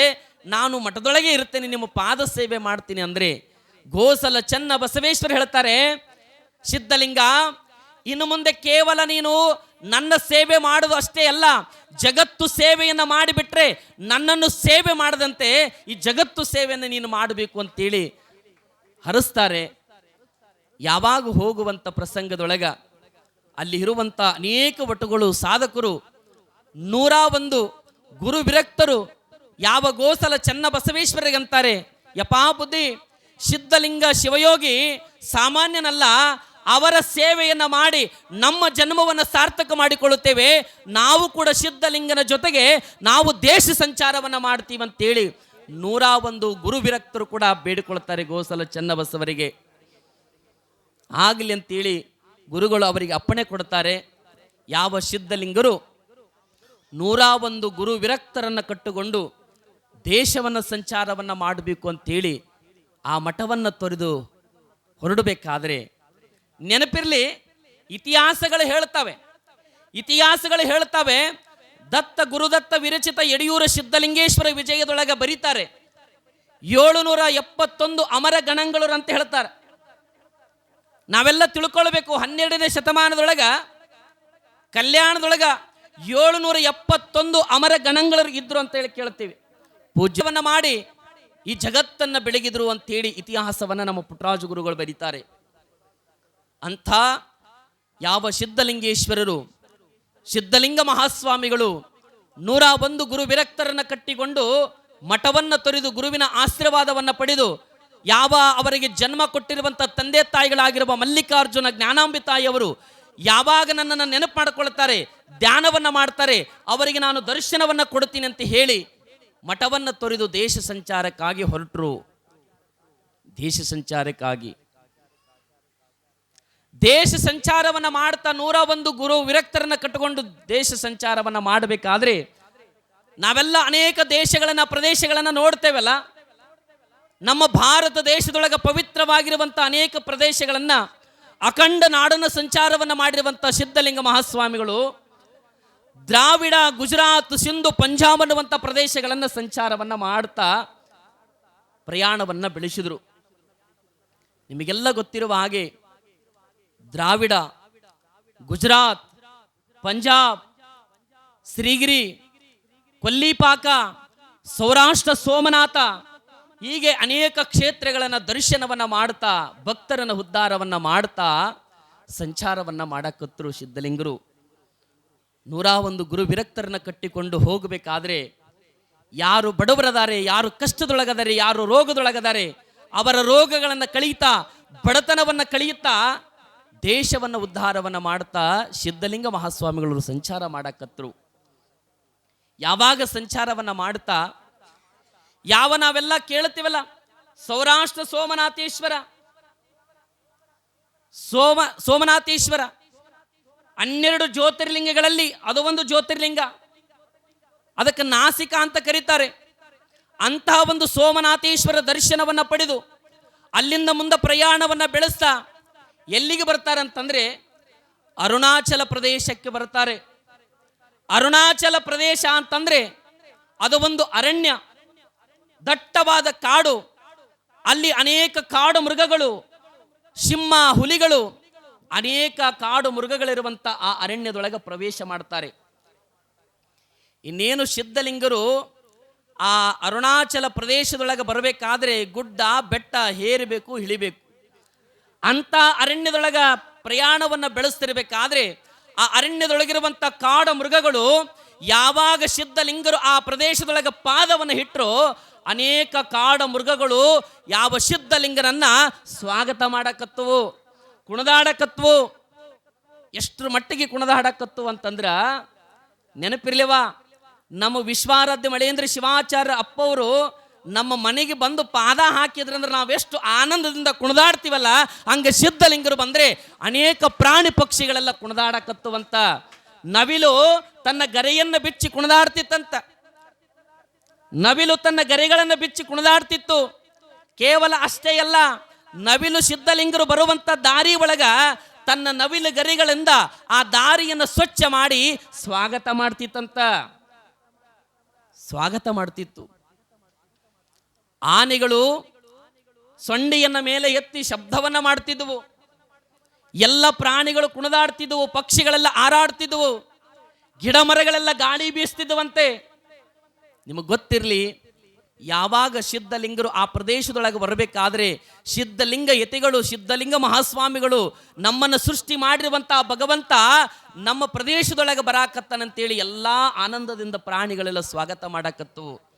ನವಿಲು ತನ್ನ ನವಿಲುಗರೆಯಿಂದ ಸ್ವಚ್ಛವಾಗಿ ದಾರಿಯನ್ನು ಸ್ವಚ್ಛ ಮಾಡಿ ಸ್ವಾಗತವನ್ನು ಮಾಡ್ತಾ ಬರಬೇಕಾದ್ರೆ ಹುಲಿ, ಸಿಂಹ, ಕರಡೆ, ಆನೆಗಳು, ಅನೇಕ ಕಾಡ ಮೃಗಗಳೆಲ್ಲ ಸ್ವಾಗತವನ್ನು ಮಾಡ್ತಾ ಮಾಡ್ತಾ ಮುಂದೆ ಸಿದ್ಧಲಿಂಗರಿಗೆ ಒಂದು ಜಾಗವನ್ನು ಸೀಮಿತ ಮಾಡಿಕೊಂಡು ಆನೆಗಳು ತಮ್ಮ ಸೊಂಡಿಲಿಂದ ನೀರನ್ನು ತೆಗೆದುಕೊಂಡು ಬಂದು ಒಂದು ಬಂಡೆ ಕಲ್ಲಿನ ಮೇಲೆ ಆ ನೀರನ್ನು ಹಾಕಿ ಸ್ವಚ್ಛ ಮಾಡಿ ಸಿದ್ಧಲಿಂಗರಿಗೆ ಕುಳಿತುಕೊಳ್ಳುವುದಕ್ಕಾಗಿ ವ್ಯವಸ್ಥೆ ಮಾಡ್ತಿದ್ದುವಂಥ ಆನೆಗಳು. ಎಂಥ ನೋಡ್ರಿ, ಪ್ರಾಣಿಗಳು ಸಂತೆಗ ಸಿದ್ಧಲಿಂಗ ಸೇವೆ ಮಾಡ್ಯಾವ. ಯಾವಾಗ ಆನೆಗಳು ಸೊಂಡಿನಿಂದ ನೀರನ್ನು ತಂದು ಯಾವ ಬಂಡೆ ಕಲ್ಲನ್ನು ಸ್ವಚ್ಛವಾಗಿ ತೊಳೆದಾಗ ಸಿದ್ಧಲಿಂಗರು ಬಂದು ಅದರ ಮೇಲೆ ಆಸೀನರಾದರು. ಯಾವ ಮರದಿಂದ ಮರಕ್ಕೆ ಆರುವಂಥ ಮಂಗಾಗಳು, ಮರದಿಂದ ಮರಕ್ಕೆ ಆರುವಂಥ ಮಂಗಾಗಳು ಗಿಡಗಳದೊಳಗೆ ಆರಿ ಹೂಪತ್ರಿಗಳನ್ನು ತರೋದು, ಹಣ್ಣುಗಳನ್ನು ತರೋದು, ತಂದು ಎಲ್ಲ ಪೂಜೆಗೆ ವ್ಯವಸ್ಥೆ ಮಾಡಿಟ್ಟು ಅಂತ. ಮಧ್ಯಾಹ್ನದ ಸಮಯ, ಇಷ್ಟಲಿಂಗ ಪೂಜೆದ ಸಮಯ, ಸಿದ್ಧಲಿಂಗರು ಪೂಜಾ ಮಾಡ್ಕೊಳ್ಬೇಕು ಅಂತೇಳಿ ವ್ಯವಸ್ಥೆ ಮಾಡ್ಯಾವಂತೇಳಿ ಪೂಜಾ ಮಾಡ್ಕೊಳಕತ್ರು. ಯಾವಾಗ ಪೂಜೆಯನ್ನು ಮಾಡಿಕೊಳ್ಳುವಂಥ ಪ್ರಸಂಗದೊಳಗ ಒಂದು ಪ್ರಾಣಿ ಬರ್ತದ. ಈ ಚಮರಿ ಮೃಗ ಅಂತ ಒಂದು ಪ್ರಾಣಿ ಬರ್ತದ. ಚಮರಿ ಮೃಗ ಅದು ಒಂದು ಪ್ರಾಣಿ. ಇತಿಹಾಸವನ್ನು ನೋಡಿಬಿಟ್ರೆ ಭಗವಂತ ಎಂತೆಂಥ ಪ್ರಾಣಿಗಳು ಈ ಜಗತ್ತೊಳಗೆ ಸೃಷ್ಟಿ ಮಾಡಿಬಿಟ್ಟಾನ. ಈ ಚಮರಿ ಅನ್ನುವಂಥ ಮೃಗ ಪ್ರಾಣಿ ನೋಡೋದಕ್ಕೆ ಹೆಂಗಿರ್ತದೆ, ಅದಕ್ಕೆ ಬಹಳಷ್ಟು ಕೂದಲುಗಳು ಇರ್ತಾವಂತ ನೋಡಿ. ನಿಮಗೆಲ್ಲ ಗೊತ್ತಿರಬೇಕು, ಇತಿಹಾಸದೊಳಗೆ ನಾವೆಲ್ಲ ನೋಡ್ತೇವೆ, ಇವತ್ತಿಗೂ ನಾವು ನೋಡಾಕತ್ತೀವಿ. ಈ ಗುರುಗಳಿಗೆ ಪೂಜಾಕ್ಕಾಗ್ಲಿ, ಗದ್ದಿಗೆ ಒಳಗೆ, ಗುಡಿ ಒಳಗೆ, ಗರ್ಭಗುಡಿ ಒಳಗೆ ಅಪ್ಪೋರಿಗೆ ಪೂಜಾಕ್ಕಾಗ್ಲಿ ಚಾಮರ ಅಂತ ಬೀಸ್ತಾರೆ, ನೋಡಿರೇನ್ರಿ? ಚಾಮರ ಅದರಿಂದನೇ ತಯಾರಾಗಿದ್ದಂತ ಹೇಳ್ತಾರೆ ಚಮರಿ ಮೃಗ. ಆ ಚಮರಿ ಮೃಗವನ್ನು ನೀವು ಗೂಗಲ್ದೊಳಗೆ ಒಂದು ಸಲ ಸರ್ಚ್ ಮಾಡಿ ನೋಡ್ರಿ, ಆ ಪ್ರಾಣಿ ನಿಮಗೆ ಗೊತ್ತಾಗತ್ತೆ. ಇತಿಹಾಸ ಹೇಳ್ತದ, ಇಂದಿನ ಕಾಲಘಟ್ಟದಲ್ಲಿ ಆ ಪ್ರಾಣಿ ಮೈ ಮೇಲಿರುವಂಥ ಆ ಕೂದಲುಗಳನ್ನು ತೆಗೆದುಕೊಂಡು ಚಾಮರವನ್ನು ತಯಾರು ಮಾಡಿ ಯಾವ ದೇವರುಗಳಿಗೆ ಚಾಮರವನ್ನು ಬೀಸಿದ್ರಂತ ಇತಿಹಾಸ ಹೇಳುತ್ತದೆ. ಅಂಥ ಒಂದು ಚಮರಿ ಮೃಗವು ಕೂಡ ಸಿದ್ಧಲಿಂಗರು ಪೂಜೆಗೆ ಕುಳಿತುಕೊಂಡಿರುವಾಗ ನದಿ ಒಳಗೆ ಹೋಗಿ ಮುಳುಗಿ ಬಂದು ತನ್ನ ಕೂದಲುಗಳಿಂದ ಸಿದ್ಧಲಿಂಗರಿಗೆ ಗಾಳಿ ಬೀಸ್ತಿತ್ತಂತೆ. ಅಂಥ ಸಿದ್ಧಲಿಂಗರಿಗೆ ಎಲ್ಲ ಪ್ರಾಣಿಗಳು ಸೇವಾ ಮಾಡ್ತಿದ್ವು. ಮಂಗಗಳೆಲ್ಲ ಹಣ್ಣು, ತರತರದ ಹಣ್ಣುಗಳು, ಹೂಪತ್ರಿಗಳನ್ನು ತಂದು ಪೂಜಾಕ್ಕಿಟ್ಟಿರಬೇಕಾದ್ರೆ ಸಿದ್ಧಲಿಂಗರು ಪೂಜಾ ಮಾಡಿಕೊಳ್ತಾರೆ. ಆನಂದವಾಗಿ ಸಂತೋಷದಿಂದ ಅಲ್ಲಿರುವಂತಹ ಹಣ್ಣುಗಳನ್ನು ಯಾವ ಸಿದ್ಧಲಿಂಗರು ಪ್ರಸಾದವನ್ನು ಸ್ವೀಕಾರ ಮಾಡ್ತಾರೆ ಪೂಜೆ ಮುಗಿದ ನಂತರ. ಮುಂದೆ ಆ ಎಲ್ಲ ಪ್ರಾಣಿಗಳಿಗೆ ಒಳಿತಾಗಲಿ ಅಂತ ಬಯಸ್ತಾರೆ. ಮುಂದೆ ಆ ಪ್ರಾಣಿಗಳಿಗೆ ಅರಿಶಿ ಆಶೀರ್ವಾದವನ್ನು ಮಾಡಿ ಮುಂದೆ ಆ ಅರುಣಾಚಲ ಪ್ರದೇಶವನ್ನು ಬಿಟ್ಟು ಮುಂದೆ ಪ್ರಯಾಣವನ್ನು ಬೆಳೆಸಕತ್ರು. ಬೆಟ್ಟವನ್ನು ಹೇರೋದು, ಇಳಿಯೋದು, ಆ ಅರಣ್ಯದೊಳಗ ಪ್ರದೇಶದೊಳಗ ಪ್ರಯಾಣವನ್ನು ಬೆಳೆಸ್ತಾ ಅರುಣಾಚಲದೊಳಗಿರುವಂಥ ಅರುಣಾಚಲೇಶ್ವರ ದೇವಾಲಯ, ಬಹಳ ಪ್ರಸಿದ್ಧವಾಗಿರುವಂಥ ದೇವಾಲಯ. ಆ ದೇವಾಲಯಕ್ಕೆ ಬರೋದ್ರೊಳಗಾಗಿ ರಾತ್ರಿ ಆಗಿತ್ತು. ಸೂರ್ಯ ಮುಳುಗಿ ಹೋಗಿದ್ದ. 101 ಗುರು ವಿರಕ್ತರನ್ನು ಕಟ್ಟಿಕೊಂಡು ಆ ಅರುಣಾಚಲ ಪ್ರದೇಶದೊಳಗಿರುವಂಥ ದೇವಾಲಯ ಅರುಣಾಚಲೇಶ್ವರ ದೇವಾಲಯಕ್ಕೆ ಬರ್ತಾರೆ. ಅಲ್ಲಿಗೆ ಬರೋದ್ರೊಳಗಾಗಿ ಆ ಗುಡಿಯ ಪೂಜಾರಿ ಪೂಜೆಯನ್ನು ಮುಗಿಸಿ ಆ ಬಾಕ್ಲಿ ಕೀಲಿಯನ್ನು ಹಾಕಿ ಹೋಗಿದ್ದ, ಕದವನ್ನು ಮುಚ್ಚಿ ಹೋಗಿದ್ದ. ಯಾವಾಗ 101 ಗುರು ವಿರಕ್ತರು ಬಂದರು, ಆ ದೇವಾಲಯದೊಳಗೆ ಬಂದು ಸಿದ್ಧಲಿಂಗರು ಅರುಣಾಚಲೇಶ್ವರರ ದರ್ಶನ ಪಡಿಬೇಕಂತ ಬಂದರು. ಯಾವಾಗ ಆ ಗರ್ಭಗುಡಿಯ ಬಾಗಿಲು ಮುಚ್ಚಿದ್ದನ್ನು ನೋಡಿ ಯಾವ 101 ಗುರು ವಿರಕ್ತರಂತಾರೆ, ಯಪ್ಪಾ ಸಿದ್ಧಲಿಂಗೇಶ್ವರ, ನಾವು ಅರುಣಾಚಲೇಶ್ವರರ ದರ್ಶನವನ್ನು ಪಡಿಬೇಕಂತ ಬಂದರೆ ಇಲ್ಲಿ ಗರ್ಭಗುಡಿಯ ಬಾಗಿಲು ಮುಚ್ಚಿದೆ. ಗರ್ಭಗುಡಿಯ ಬಾಗಿಲೆಯನ್ನು ಮುಚ್ಚಿದೆ ಎಂದಾಗ ಸಿದ್ಧಲಿಂಗರು ಅಂತಾರೆ, ಆ ಅರುಣಾಚಲೇಶ್ವರ ನಮಗೆ ದರ್ಶನವನ್ನು ಕೊಡಬೇಕನ್ನಂಗೆ ಆಗಿದ್ರೆ ಅವನೇ ದರ್ಶನವನ್ನು ಕೊಡ್ತಾನೆ, ಯಾಕೆ ಚಿಂತೆ ಮಾಡ್ತೀರಿ ಅಂತ ಯಾವ ಸಿದ್ಧಲಿಂಗರು ಹೇಳಿರ್ಬೇಕಾದ್ರೆ ಅಲ್ಲೇ ಒಂದು ಗರ್ಭಗುಡಿ ಒಳಗೆ ಒಂದು ಕಡೆ ಧ್ಯಾನ ಮಾಡ್ಕೋತ ಕೂತ್ಕೊಂಡ್ರು. ಯಾವಾಗ ಕಣ್ಣು ಮುಚ್ಚಿಕೊಂಡು ಕುಳಿತುಕೊಂಡಿರ್ಬೇಕಾದ್ರೆ ಮಧ್ಯರಾತ್ರಿ ಒಳಗ ಗರ್ಭಗುಡಿಯ ಬಾಗಿಲು ಮುಚ್ಚಿಕೊಂಡಿತ್ತು. ಯಾವಾಗ ಯಡಿಯೂರ ಸಿದ್ಧಲಿಂಗೇಶ್ವರ ಬಂದು ಅಲ್ಲಿ ನೆಲೆಸ್ಯಾರಂತ ಗೊತ್ತಾದಾಗ ಸಾಕ್ಷಾತ್ ಗರ್ಭಗುಡಿ ಒಳಗಿರುವಂತ ಅರುಣಾಚಲೇಶ್ವರ ಆ ಗರ್ಭಗುಡಿಯ ಬಾಗಿಲು ತೆಗೆದು ಸಿದ್ಧಲಿಂಗರಿಗೆ ದರ್ಶನವನ್ನ ಭಾಗ್ಯ ಕೊಡುವಂತ ಸೌಭಾಗ್ಯ ಅಲ್ಲಿ ಕರುಣಿಸುವಂಥದ್ದು ಆಗ್ತದೆ. ಯಾವಾಗ ಸಿದ್ಧಲಿಂಗೇಶ್ವರರು ಆ ಅರುಣಾಚಲೇಶ್ವರ ಗರ್ಭಗುಡಿ ಒಳಗೆ ಹೋಗಬೇಕಾದ್ರೆ, ಯಾವ ಅರುಣಾಚಲೇಶ್ವರ ಭಕ್ತರ ಉದ್ಧಾರ ಮಾಡುವಂತ ಅರುಣಾಚಲೇಶ್ವರನ ಕೊರಳೊಳಗ ಒಂದು ಮುತ್ತಿನ ಹಾರ ಇತ್ತು. ಆ ಅರುಣಾಚಲ ಪ್ರದೇಶವನ್ನು ಒಬ್ಬ ರಾಜ ಆಳ್ತಿದ್ರಿ. ಆಗಿನ ಕಾಲಕ್ಕೆ ರಾಜ ಆಳ್ಬೇಕಾದ್ರೆ ಆ ಅರುಣಾಚಲೇಶ್ವರರ ಮೂರ್ತಿಗೆ 5 ಮುತ್ತು ರತ್ನಗಳಿಂದ ಅದು ಒಂದು ಮುತ್ತಿನ ಹಾರವನ್ನು ತಯಾರು ಮಾಡಿ ಕೊರಳೊಳಗೆ ಹಾಕಿದ್ದಂತೆ. ಅದಕ್ಕೆ ಪಂಚತಾವಡ ರತ್ನ ಹಾರ ಅಂತ ಕರೀತಾರೆ. ಅದಕ್ಕೆ ಪಂಚತಾವಡ. ಆ ಒಂದು ಮುತ್ತಿನ ಹಾರವನ್ನ ಮಾಡಿ ಯಾವ ಅರುಣಾಚಲೇಶ್ವರರ ಕೊರಳೊಳಗೆ ಹಾಕಿರ್ಬೇಕಾದ್ರೆ, ಯಾವಾಗ ಸಿದ್ಧಲಿಂಗ ಯತಿಗಳು ಗರ್ಭಗುಡಿ ಒಳಗೆ ಬರಾಕತ್ತಾರಂದ್ರ ಈ ಸಾಮಾನ್ಯ ಎಲ್ಲ ನನ್ನ ಸ್ವರೂಪಿ ಆಗಿರುವಂತ ಸಿದ್ಧಲಿಂಗ ನನ್ನ ಗರ್ಭಗುಡಿ ಒಳಗೆ ಬರಾಕತ್ತಾನಂದ್ರೆ ಅದನ್ನು ಸ್ವಾಗತ ಮಾಡ್ಬೇಕಂತ ತನ್ನ ಮುತ್ತಿನ ಕೊರಳೊಳಗಿರುವಂತ ಮುತ್ತಿನ ಹಾರ ಸಿದ್ಧಲಿಂಗ ಕೊರಳೊಳಗೆ ಬಂದು ಬಿದ್ದಿತ್ತಂತ. ನೋಡ್ರಿ ಎಂಥ ಸಿದ್ಧಲಿಂಗ ಯತಿಗಳು ಶಕ್ತಿ, ಅವರ ಸಾಮರ್ಥ್ಯ. ಅಲ್ಲಿರುವಂಥ 101 ಗುರು ವಿರಕ್ತರು ಆಶ್ಚರ್ಯ ಪಡುತ್ತಾರೆ. ಅರುಣಾಚಲೇಶ್ವರ ಕೊರಳೊಳಗಿರುವಂಥ ಮುತ್ತಿನ ಹಾರ ಸಿದ್ಧಲಿಂಗನ ಕೊರಳೊಳಗೆ ಬೆಂದು ಬೀಳುತ್ತದಂತಂದ್ರ ಏನದು ಆಶ್ಚರ್ಯ ಅಂತೇಳಿ ಯಾವಾಗ ಸಿದ್ಧಲಿಂಗರು ದರ್ಶನವನ್ನ ಪಡೆದು ಅಲ್ಲೇ ಒಂದು ಕಡೆ ಧ್ಯಾನ ಮಾಡ್ಕೋತ ಕುತ್ಕೊಂಡು ಬಿಟ್ರು. ಬೆಳಕರಿತು. ಯಾವಾಗ ಬೆಳಕರದ ಮೇಲೆ ಆ ಗುಡಿಯ ಪೂಜೆಗೆ ಬರುವಂತ ಸಮಯದೊಳಗೆ ಪೂಜಾಕ್ ಬಂದ. ದಿನನಿತ್ಯದಲ್ಲಿ ಹೆಂಗೆ ಬರ್ತಿದ್ದ ಪೂಜಾಕ್ ಬಂದ. ಇನ್ನೇನು ಪೂಜಾಕ್ಕೆ ಬರಬೇಕು ಅಂತ ಬಂದು ನೋಡ್ತಾನ, ಬಾಕ್ಲಿ ತೆಗೆದಿತ್ತು. ಬಾಕ್ಲಿ ತೆಗೆದದನ್ನು ನೋಡಿ ಆ ಪೂಜಾರಿ ಅನ್ಕೊಂಡ ಯಾರೋ ಕಳ್ಳರು ಬಂದಾರ, ಕಳ್ಳರು ಬೀಗವನ್ನು ಹೊಡೆದಾರ, ನಾನು ರಾತ್ರಿ ಹೋಗಬೇಕಾದ್ರೆ ಬೀಗ ಹಾಕಿನಿ, ಬೀಗವನ್ನು ಹಾಕಿ ಭದ್ರವಾಗಿ ಬೀಗವನ್ನು ಹಾಕಿ ಹೋಗಿನಿ, ಏನಾಗಿರ್ಬೇಕಂತ ಗರ್ಭಗುಡಿ ಒಳಗೆ ಬಂದು ನೋಡಿದ, ಮುತ್ತಿನ ಹಾರ ಇರಲಿಲ್ಲ. ಅವ ಅನ್ಕೊಂಡ ಕಳತನ ಆಗ್ಯದ ಅಂದ. ಯಾರು ಕಳತನ ಮಾಡಿರ್ಬೋದು ಅಂತ ಆ ಕಡೊಮ್ಮೆ ಈ ಕಡೊಮ್ಮೆ ನೋಡಿದ. ಅಲ್ಲಿರುವಂಥ 101 ಗುರು ವಿರಕ್ತರು ಕೂಡ ಮಲ್ಕೊಂಡಿದ್ರು. ಅವ ಬಾಯಿ ಮಾಡೋದನ್ನು ನೋಡಿ ಎಲ್ಲರೂ ಎದ್ದು ಬಂದು ಹೇಳ್ತಾರೆ, ಸಾಕ್ಷಾತ್ ಅರುಣಾಚಲೇಶ್ವರನೇ ನಮ್ಮ ಸಿದ್ಧಲಿಂಗ ಯತಿಗಳಿಗೆ ದರ್ಶನವನ್ನು ಕೊಟ್ಟು ತನ್ನ ಮುತ್ತಿನ ಹಾರವನ್ನ ಸಿದ್ಧಲಿಂಗನ ಕೊಳ್ಳಾಗ ಹಾಕಿ ಸ್ವಾಗತವನ್ನ ಮಾಡಿದಾನನ್ನುವಂಥ ಸಂದೇಶವನ್ನು ತಿಳಿಸಿದಾಗ ಆ ಗುಡಿ ಪೂಜಾರಿ ಅನ್ಕೊಂಡ ಇವ್ರು ಯಾರೋ ಜಂಗಮರು, ಸನ್ಯಾಸಿಗಳು ಬಂದಾರ, ಯಾವ ನಮ್ಮ ಗರ್ಭಗುಡಿ ಒಳಗಿರುವಂಥ ಅರುಣಾಚಲೇಶ್ವರನೇ ಮುತ್ತಿನ ಹಾರ ಹಾಕ್ತಾನಂದ್ರೆ ನಂಬೋದಕ್ಕೆ ಸಾಧ್ಯನಾ? ಇದು ಸುಳ್ಳು ಅಂತ ತಿಳ್ಕೊಂಡು, ನೀವು ಕಳ್ಳರು ಕಳತನ ಮಾಡುವಂಥವ್ರಂತ ತಿಳ್ಕೊಂಡು ಹೋಗಿ ಆ ಸುದ್ದಿ ಯಾರಿಗೆ ಮುಟ್ಟಿಸಿದ? ರಾಜನಿಗೆ ಮುಟ್ಟಿಸಿದ. ಇಡೀ ಊರು ಜನಗಳಿಗೆ ಮುಟ್ಟಿಸಿದ. ಇಡೀ ಊರು ಜನಗಳು, ರಾಜರು ಕೂಡ ಆ ಅರುಣಾಚಲೇಶ್ವರ ಗುಡಿಗೆ ಬರ್ತಾರೆ.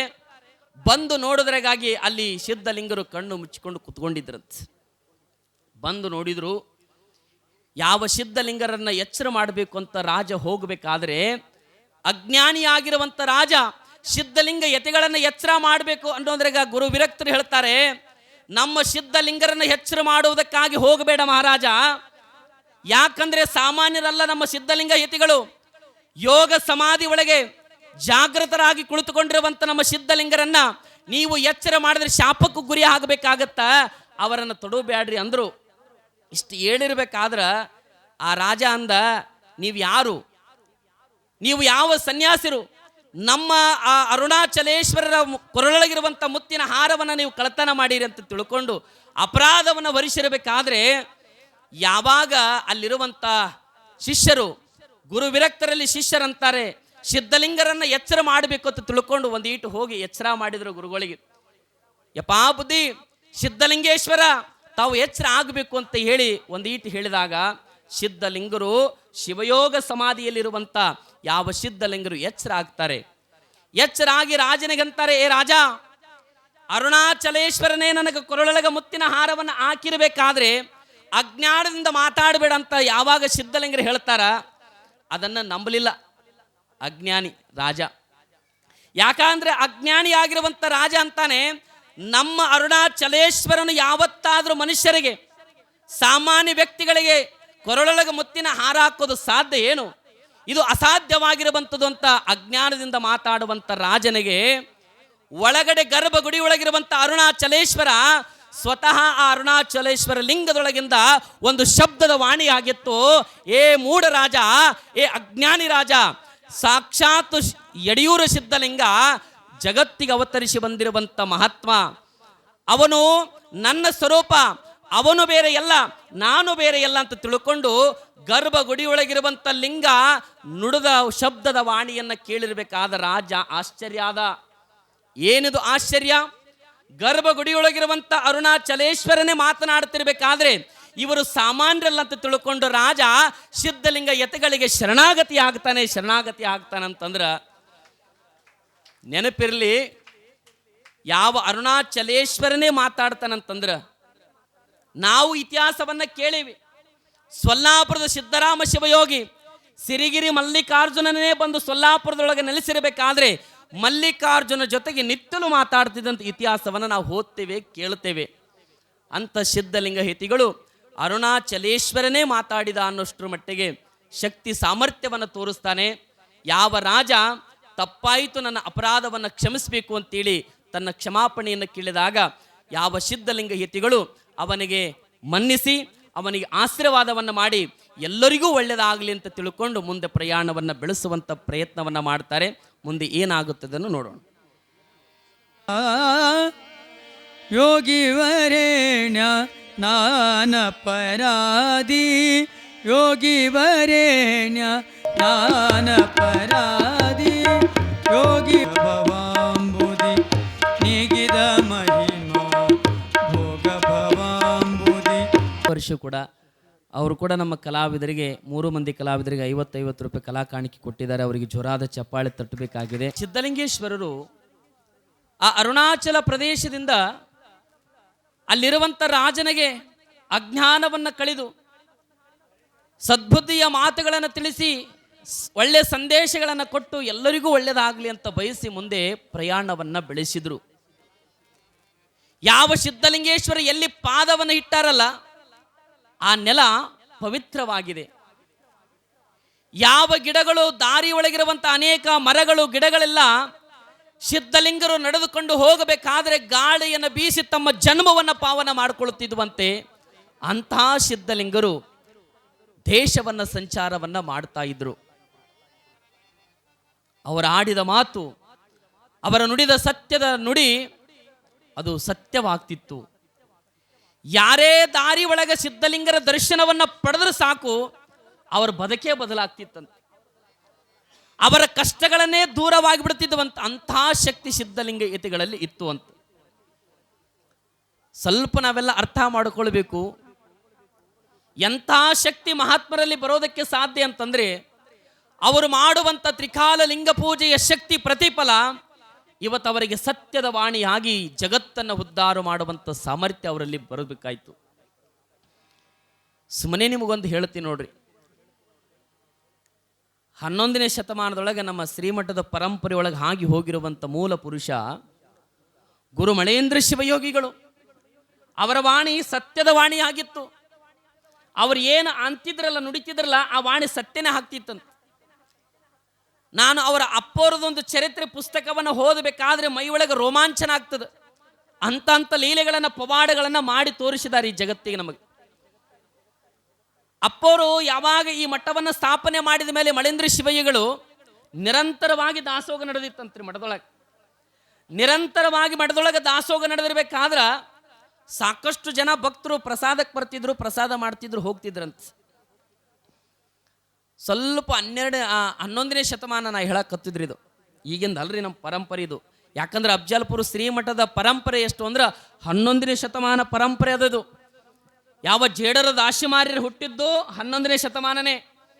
ಅಂಥ ಒಂದು ಪರಂಪರೆ ಒಳಗೆ ಬಂದಿರುವಂಥ ಶ್ರೀಮಠ 11ನೇ ಶತಮಾನದೊಳಗೆ ಮಳೇಂದ್ರ ಶಿವಗಳು ಮಠವನ್ನು ಸ್ಥಾಪನೆಯನ್ನು ಮಾಡಿ ಮಠದ ಪೀಠಾಧಿಪತಿಗಳಾಗಿ ಬರುವಂಥ ಭಕ್ತರ ಕಷ್ಟಗಳನ್ನು ದೂರ ಮಾಡ್ತಾ ಮಠದೊಳಗಿರ್ಬೇಕಾದ್ರೆ ನೆಲೆಸಿರ್ಬೇಕಾದ್ರೆ ನಿರಂತರವಾಗಿ ದಾಸೋಗ ನಡೆದಿತ್ತು. ದಾಸೋಗದೊಳಗೆ ಸಾವಿರಾರು ಜನ ಬಂದು ಪ್ರಸಾದ ಮಾಡಿ ಹೋಗ್ತಿದ್ರಂತ. ಆಗಿನ ಕಾಲಕ್ರಿ ಈ ಪ್ರಸಾದ ಮಾಡುವಾಗ ಈ ಕಂಚಿನ ತಾಟು, ಕಂಚಿನ ತೆಂಬಿಗೆ ಅಂತಿದ್ದು ರೀ ಅವಾಗ. ಈಗೆಲ್ಲ ಬೇರೆ ಆಗ್ಯಾವ ಬಿಡ್ರಿ, ಅವಾಗೆಲ್ಲ ಕಂಚಿನ ಬಿದ್ದು ಅಂತ ನೋಡ್ರಿ. ಸಾಕಷ್ಟು ಜನ ಭಕ್ತರೆಲ್ಲ ಪ್ರಸಾದ ಮಾಡಕ್ಕೆ ಬರ್ತಿದ್ರಲ್ಲ, ಒಬ್ಬ ಭಕ್ತ ಶ್ರೀಮಠದೊಳಗೆ ಪ್ರಸಾದ ಮಾಡಕ್ಕೆ ಬರ್ತಿದ್ದ. ಅವನ ಹೆಸರು ಸಿದ್ದಪ್ಪ ಅಂತೇಳಿ. ಸಿದ್ದಪ್ಪ ಮಠದೊಳಗೆ ಬಂದು ಪ್ರಸಾದ ಮಾಡ್ತಿದ್ದ. ನಿತ್ತಲು ಪ್ರಸಾದ ಮಾಡಿ ಹೋಗುವಾಗ ಆ ಕಂಚಿನ ತಾಟು ಕಂಚಿನ ಬಿಂದಿಗೆ ತಗೊಂಡು ಮನೆಗೆ ಹೋಯ್ತಿದ್ದಂತವ. ನೋಡ್ರಿ, ಮನೆಗೆ ತಗೊಂಡು ಹೋಗ್ತಿದ್ದ. ನಿತ್ತಲು ಪ್ರಸಾದಕ್ಕೆ ಬರಬೇಕು, ತಾನು ಉಂಡಂತ ಆ ಪ್ರಸಾದದ ತಾಟನ್ನ ಕಂಚಿನ ತಾಟು ತಂಬಿಗೆಯನ್ನು ತಗೊಂಡು ಹೋಗ್ತಿದ್ದ ಮನೆಗೆ. ಹಿಂಗ 5 ದಿನ ತಗೊಂಡು ಹೋಗಿದ್ದಾರ ಅವ. 5 ದಿನ ತಗೊಂಡು ಹೋಗಬೇಕಾದ್ರೆ ಇದು ಗುರುಗಳಿಗೆ ಗೊತ್ತಾಗ್ತದೆ, ಮಳೇಂದ್ರ ಶಿವಗಳಿಗೆ. ತ್ರಿಕಾಲ ಲಿಂಗ ಪೂಜೆ ನಿಷ್ಠಾವಂತರು, ತ್ರಿಕಾಲ ಜ್ಞಾನಿಗಳು, ಎಲ್ಲವನ್ನ ತಿಳ್ಕೊಂಡಿರುವಂತ ಯಾವ ಮಳೇಂದ್ರ ಶಿವಗಳು ಅವ ಹೊಯ್ಯೋದನ್ನ ತ್ರಿಕಾಲ ಜ್ಞಾನಿಗಳಾಗಿ ತಿಳ್ಕೊಂಡಿದ್ರು ದೂರದೃಷ್ಟಿಯಿಂದ. ಒಂದು ದಿನ ಅವತ್ತು ತೆಗೆದುಕೊಂಡು ಹೋಗುವಾಗ ಅವನಿಗೆ ಮಾತಾಡಿಸಿ ಬಿಟ್ರಂತ ಮಳೇಂದ್ರ ಶಿವಳು. ಯಾಕಪ್ಪ, ಮಠದೊಳಗೆ ಬಂದು ಪ್ರಸಾದ ಮಾಡ್ತಿದ್ದಿ, ಪ್ರಸಾದ ಮಾಡಿ ನಿತ್ತಲು ಕೂಡ ಕಂಚಿನ ತಾಟು ತೆಂಬಿಗೆಯನ್ನು ತೆಗೆದುಕೊಂಡು ಹೊಂಟಿದೆಲ್ಲ, ನಿನಗ ಭಕ್ತಿ ಇಲ್ಲೇನು, ಗುರುವಿನ ಮೇಲೆ ನಂಬಿಕೆ ಇಲ್ಲೇನಂತ ತಿಳ್ಕೊಂಡು ಹಿಂಗೆ ಹೇಳುವಾಗ ಗುರುಗಳು ಒಂದು ಮಾತು ಸಹಜವಾಗಿ ನುಡಿದ್ರಂತ. ಯಾವಾಗ ನೀ ಈ ದಿನನಿತ್ತಲು ತಗೊಂಡು ಹೊಂಟಿಯಲ್ಲ, ಇವು ಕೇವಲ ನಿನ್ನ ಮನ್ಯಾಗ ಇವೇ ಇರ್ಲಾಕ ತಗೋ ಅಂತ ಹೇಳಿದ್ರಂತ. ನೋಡ್ರಿ, ಈಗೇನು ತಗೊಂಡು ಹೋಗಿದ್ದೆಲ್ಲ ಕೇವಲ ಇವು ಮನ್ಯಾಗ ಬರೀ ಇವೇ ಇರ್ಲಾಕಂತ ತಿಳ್ಕೊಂಡು ಹಿಂಗ ಸಹಜವಾಗಿ ನುಡಿದ್ರಂತ ಅಪ್ಪೋರು ಲಿಂಗದ ವಾಣಿ. ಅವ ಏನು ತಗೊಂಡು ಹೋದ್ನಲ್ರಿ, ಕಂಚಿನ ತಾಟು ಕಂಚಿನ ತೆಂಬಿಗೆ ತಗೊಂಡು ಮನೆಗೆ ಹೋದ್ನಲ್ಲ, ಸತ್ಯ ಮಾಡಿ ಹೇಳ್ತೀನಿ, ಯಾವ ಮಳೇಂದ್ರ ಶಿವಳವರು ಸತ್ಯದ ವಾಣಿ, ಲಿಂಗದ ವಾಣಿ ಯಾವತ್ತೂ ಸುಳ್ಳಾಗಿಲ್ಲ. ಅವ್ರು ಏನು ಹೇಳಿದ್ರೆ ಅಪ್ಪೋರು ಮಾತು, ಮನೆಗೆ ಹೋಗಿ ನೋಡ್ತಾನ, ಅವು ಕೇವಲ ಅಪ್ಪೋರು ಮಠದೊಳಗೆ 5 ದಿನ ಕಂಚಿನ ತಾಟು ಕಂಚಿನ ತಂಬಿಗೆ ಹೋಗಿದ್ನಲ್ಲ, ಅವು ಕೇವಲ ಅವಷ್ಟೇ ಇದ್ದುವಂತ. ಮನ್ಯಾಗಿದ್ದು ಎಲ್ಲ ಸಾಮಾನುಗಳು ಮಾಯ ಆಗಿದ್ದುವಂತ, ಏನೂ ಇರಲಿಲ್ಲ ಅಂತ ನೋಡ್ರಿ ಮನ್ಯಾಗ, ಬರೀ ಅವಷ್ಟೇ ಇದ್ದುವಂತ ಮನ್ಯಾಗ. ಯಾವಾಗ ಮನ್ಯಾಗ ಏನೂ ಇರ್ಲಾರ್ದದ ನೋಡಿ, ಮನ್ಯಾಗಿದ್ದು ಸಂಪತ್ತೆಲ್ಲ ಮನ್ಯಾಗಿದ್ದು ಸಾಮಾನುಗಳದ ಹೋಗಿದ್ದನ ನೋಡಿ, ಮಠದೊಳಗೆ ತಂದಿರುವಂಥ ಕಂಚಿನ ತಾಟು ತೆಂಬಿಗೆನ ನೋಡಿದಾಗ ಅವನಿಗೆ ಅರಿವಾಯ್ತು, ಅಜ್ಞಾನ ಅನ್ನೋದು ಹೋಯ್ತು. ಯಾವಾಗ ತಪ್ಪಾಯ್ತು ಅಂತ ತಿಳ್ಕೊಂಡು ಶ್ರೀಮಠಕ್ಕೆ ಬಂದು ಗುರುವಿನ ಪಾದಕ್ಕೆ ಬಿದ್ದು, ಯಪ್ಪ ನನ್ನ ತಪ್ಪಾಯ್ತು, ನನ್ನ ಕ್ಷಮಾ ಮಾಡು ಅಂತ ಅಪ್ಪರ ಪಾದಕ್ಕೆ ಬಿದ್ದು ಬೇಡ್ತಾನ. ಯಾವ ಕರುಣಾಮಯರಾಗಿರುವಂಥ ಮಳೇಂದ್ರ ಶಿವಗಳು ಅವಾಗ ಅವನಿಗೆ ಕ್ಷಮಾ ಮಾಡಿ, ಅವನಿಗೆ ಆಶೀರ್ವಾದ ಮಾಡಿ, ಇನ್ನು ಮುಂದೆ ನೀ ಮಠದೊಳಗ ಎಲ್ಲ ಉಸ್ತುವಾರಿ ನೀನೇ ನೋಡ್ಕೊ ಅಂತೇಳಿ ಅಪ್ಪರು ಅವನಿಗೆ ಜವಾಬ್ದಾರಿ ಕೊಡ್ತಾರ. ಅವನಿಗೆ ಕಳತನದ ಬುದ್ಧಿಯನ್ನೇ ಕಳೆದು ಬಿಟ್ರು ಯಾವ ಮಳೇಂದ್ರ ಶಿವಗಳವರು. ಆ ಬುದ್ಧಿನೇ ಹೋಗಿಬಿಡ್ತು. ಎಲ್ಲ ಮಠದೊಳಗೆ ದಾಸೋಗದ ಉಸ್ತುವಾರಿ ಅವನ ಕೈಯಾಗ ಕೊಟ್ಟು ಬಿಡ್ತಾರೆ. ಯಾವಾಗ ಮಠದೊಳಗೆ ಇದ್ದುಕೊಂಡು ಸೇವಾ ಮಾಡ್ಕೊತ ಗುರುಗಳಿಂದನೇ ಈ ಜಗತ್ತೊಳಗೆ ಉದ್ಧಾರ ಆಗಿ ಹೋಗುತ್ತಾನೆ. ಅಂಥ ಲಿಂಗದ ವಾಣಿ ಮಳೇಂದ್ರ ಶಿವಯೋಗಿಗಳು. ಅಂಥ ಗುರು ಪರಂಪರೆ ಒಳಗೆ ನಾವೆಲ್ಲ ಬಂದಿದ್ದೇವೆ. ಅಂಥ ಗುರು ಪರಂಪರೆ ಒಳಗ ಇವತ್ತು ಎಮ್ಮರವಾಗಿ ಬೆಳೆಸಿರುವಂಥ ಈ ಮಠವನ್ನು ನೋಡಿದರೆ ಎಷ್ಟು ಆನಂದ, ಎಷ್ಟು ಸಂತೋಷ ಅಲ್ರಿ. ಇವತ್ತು ನಮ್ಮ ಇತಿಹಾಸದೊಳಗ, ನಮ್ಮ ಕರ್ನಾಟಕದೊಳಗ ಬಹಳಷ್ಟು ಎಮ್ಮರವಾಗಿ ಬೆಳೆದಿರುವಂಥ ಅಫ್ಜಲಪುರ ತಾಲೂಕಿನೊಳಗ ಮಠ ಯಾವುದಾದ್ರಿದ್ರೆ ಅದು ಅಫ್ಜಲಪುರ ಶ್ರೀಮಠ, ಅದು ಹಿರೇಮಠ ಸಂಸ್ಥಾನ ಮಠ ಅನ್ನುವಂಥದ್ದು ನಾವೆಲ್ಲರೂ ಕೂಡ ಹೆಮ್ಮೆ ಎಂದು ಹೇಳ್ಕೊಳ್ಬೋದು. ಯಾಕಂದ್ರೆ ಅಪ್ಪೋರು ಶ್ರಮವಹಿಸಿ ಕಷ್ಟಪಟ್ಟು ಈ ಮಠವನ್ನು ಕಟ್ಟಬೇಕಾದ್ರೆ ಇಂಥ ಮಠವನ್ನು ಎಮ್ಮರವಾಗಿ ಬೆಳೆಸಿದ್ದಾರೆ. ಸ್ವಲ್ಪ ಹಿಂದಿನ ವಿಚಾರ ಸ್ವಲ್ಪ ನೆನಪು ಮಾಡ್ಕೊಳ್ರಿ, ಮಠ ಹೆಂಗಿತ್ತು ಅಂತ. ಅವಾಗವಾಗ ಹೇಳ್ತಿರ್ತಾರೆ ನಮ್ಮೆಲ್ಲ ಸಮಿತಿಯವರು. ಒಂದಿಟ್ಟು ನನಗೆ ನಮ್ಮ ರೇವಪ್ಪ ಕರ್ಜಿಯವ್ರನ್ನೂ ಹೇಳ್ತಿರ್ತಾರ, ಸ್ವಲ್ಪ ಹಿಂದಕ್ಕೆ ನೋಡ್ಬೇಕ್ರಿ, ಇದು ಮಳೆ ಬಂದಾಗ ಎಲ್ಲ ಸೋರ್ತಿತ್ರಿ. ಯಾವಾಗ ಅಪ್ಪವ್ರು ನಮ್ಮ ಗ್ರಾಮಕ್ಕೆ ದಯಮಾಡಿಸಿ ಶ್ರೀಮಠದ ಮಠಾಧಿಪತಿಗಳಾದ ಮೇಲೆ ಈ ಮಠವನ್ನು ಹೆಮ್ಮರವಾಗಿ ಬೆಳೆಸಿ ಗುರುಕುಲ ಶಿಕ್ಷಣವನ್ನು ಸ್ಥಾಪನೆಯನ್ನು ಮಾಡಿ ಭಕ್ತರ ಹೇಳಿಕೆಗಾಗಿ ತಮ್ಮನ್ನು ತಾವು ತೊಡಗಿಸ್ಕೊಂಡಾರಂತ ಹೇಳಿ ಭಾಳ ಹೆಮ್ಮೆಯಿಂದ ಹೇಳ್ತಾರಂತಂದ್ರೆ ನಾವೆಲ್ಲರೂ ಪುಣ್ಯಶಾಲಿಗಳೇ. ಅಂಥ ಈ ಮಠದ ಪರಂಪರೆ ಒಳಗೆ ಸತ್ಯದ ವಾಣಿ ನುಡಿದವರು ಯಾವ ಮೂಲ ಪುರುಷ ನಿರ್ವಿಕಲ್ಪ ಸಮಾಧಿಸ್ಥವನ್ನು ಹೊಂದಿರುವಂಥ ಮಳೇಂದ್ರ ಶಿವಯೋಗಿಗಳವರ ಪರಮ ಅವತಾರಿಯೇ ವಿಶ್ವಾರಾಧ್ಯ ಮಳೇಂದ್ರ ಶಿವಯೋಗಿಗಳು. ಅಂಥ ಮಠದ ಪರಂಪರೆ ಒಳಗೆ ನಾವೆಲ್ಲ ಕೂಡಿದ್ದೇವೆ. ಯಾವ ಸಿದ್ಧಲಿಂಗ ಯತಿಗಳು ನಾಡನ್ನು ಸಂಚಾರವನ್ನು ಮಾಡ್ತಾ ಮುಂದೆ ಪ್ರಯಾಣವನ್ನು ಬೆಳೆಸ್ತಾರೆ. ಮುಂದೆ ಪ್ರಯಾಣವನ್ನು ಬೆಳೆಸಬೇಕಾದ್ರೆ ಅಲ್ಲಿ ಒಂದು ಊರು ಬರ್ತದೆ, ರೋಣಿಕೇಡ ಅನ್ನುವಂಥ ಒಂದು ಗ್ರಾಮ. ಆ ಊರ ಒಳಗೆ ಒಂದು ಪವಿತ್ರವಾಗಿರುವಂಥ ದೇವಾಲಯ, ಅದು ಕುಂಬಳೇಶ್ವರ ದೇವಾಲಯ ಅಂಥೇಳಿ. ಆ ಕುಂಬಳೇಶ್ವರ ದೇವಾಲಯಕ್ಕೆ ಬರಬೇಕಾದ್ರೆ ಯಾವ ಸಿದ್ಧಲಿಂಗ ಯತಿಗಳು ದಾರಿ ಹಿಡಿದು ನಡ್ಕೋತ ಸಂಚಾರವನ್ನು ಮಾಡಬೇಕಾದ್ರೆ ಅವರಿಗೆ ಒಟ್ಟ ಪ್ರಸಾದನೆ ಆಗಿದ್ದಿಲ್ಲ ಸಿದ್ಧಲಿಂಗ ಯತಿಗಳಿಗೆ. ಎಲ್ಲಿ ಪ್ರಸಾದದ ವ್ಯವಸ್ಥೆ ಆಗಿದ್ದಿಲ್ಲ. ಕೇವಲ ಲಿಂಗ ಪೂಜೆ, ಇಷ್ಟಲಿಂಗ ಪೂಜೆ ಮಾತ್ರ ಮುಗಿಸಿಕೊಂಡಿದ್ರು, ಪ್ರಸಾದವೇ ಆಗಿದ್ದಿಲ್ಲ. 9 ದಿನಗಳವರೆಗೆ ಕೇವಲ ಪ್ರಸಾದನೆ ಮಾಡಿದ್ದಿಲ್ಲಂತ ಸಿದ್ಧಲಿಂಗ ಹಿತಿಗಳು. 9 ದಿನಗಳವರೆಗೆ ಪ್ರಸಾದವನ್ನು ಮಾಡದೆ ಕೇವಲ ಇಷ್ಟಲಿಂಗ ಪೂಜೆಯಲ್ಲೇ ನಿರಂತರವಾಗಿ ಸಂಚಾರವನ್ನು ಮಾಡುತ್ತಾ ಆ ಕುಂಬಳೇಶ್ವರ ದೇವಾಲಯಕ್ಕೆ ಬಂದು ನೆಲೆಸ್ತಾರೆ. ಅಲ್ಲಿ ರಾತ್ರಿ ಒಳಗೆ ಬಂದು ಉಳ್ಕೊಳ್ತಾರ. ಯಾವ ಗರ್ಭಗುಡಿ ಒಳಗಿರುವಂಥ ಕುಂಬಳೇಶ್ವರ ದೇವಾಲಯಗಳಿರುವಂಥ ಜಾಗೃತ ಲಿಂಗ, ಆ ಗುಡಿಯನ್ನು ಗುಡಿ ಪೂಜೆಯನ್ನು ಮಾಡುವಂಥ ಪೂಜಾರಿ ಕನಿಷ್ಠನೊಳಗೆ ಹೋಗಿ ಆ ಕುಂಬಳೇಶ್ವರ ಹೇಳ್ತಾನಂತೆ, ಏ ನನ್ನ ಭಕ್ತ, ಈ ಜಗತ್ತಿನೊಳಗ ಪರಮಾತ್ಮನ ಅವತಾರಿ ನನ್ನ ಸ್ವರೂಪನಾಗಿರುವಂಥ ಸಿದ್ಧಲಿಂಗ ಯತಿ ನನ್ನ ಗರ್ಭಗುಡಿ ಒಳಗೆ ಬಂದಿದ್ದಾನೆ. 9 ದಿನಗಳವರೆಗೆ ಪ್ರಸಾದವನ್ನು ಮಾಡಿಲ್ಲ, ಹಸಿವಾಗಿದೆ. ಹಾಗಾಗಿ ನೀನು ಭಕ್ತಿಯಿಂದ ಮಡಿಯಿಂದ ಎಡೆಯನ್ನು ಮಾಡಿಕೊಂಡು ಬರಬೇಕಂತ ಯಾವ ಪೂಜಾರಿ ಕನಸಿನೊಳಗೆ ಹೋಗಿ ಕುಂಬಳೇಶ್ವರ ಸ್ವಪ್ನದೊಳಗೆ ಹೋಗಿ ತಿಳಿಸಿದ. ಯಾವ ಪೂಜಾರಿ ತನ್ನ ಮಧ್ಯರಾತ್ರಿ ಒಳಗೆ ತನ್ನ ಹೆಂಡತಿಗೆ ಎಬ್ಸಿದ, ತನ್ನ ಮಡದಿಗೆ ಎಬ್ಸಿದ. ಸ್ನಾನವನ್ನು ಮಾಡಿ ಮಡಿಬಟ್ಟಿಯನ್ನು ಹುಟ್ಟುಕೊಂಡು ಭಕ್ತಿಯಿಂದ ಶ್ರದ್ಧೆಯಿಂದ ಎಡೆಯನ್ನು ತಯಾರವನ್ನು ಮಾಡಿ ಮಧ್ಯರಾತ್ರಿ ಒಳಗ ಪ್ರಸಾದವನ್ನು ತೆಗೆದುಕೊಂಡು ದೇವಾಲಯಕ್ಕೆ ಬಂದ ಅರ್ಚಕ ಸಿದ್ಧಲಿಂಗ ಹಿತಿಗಳು ಕುಳಿತುಕೊಂಡಿದ್ರು.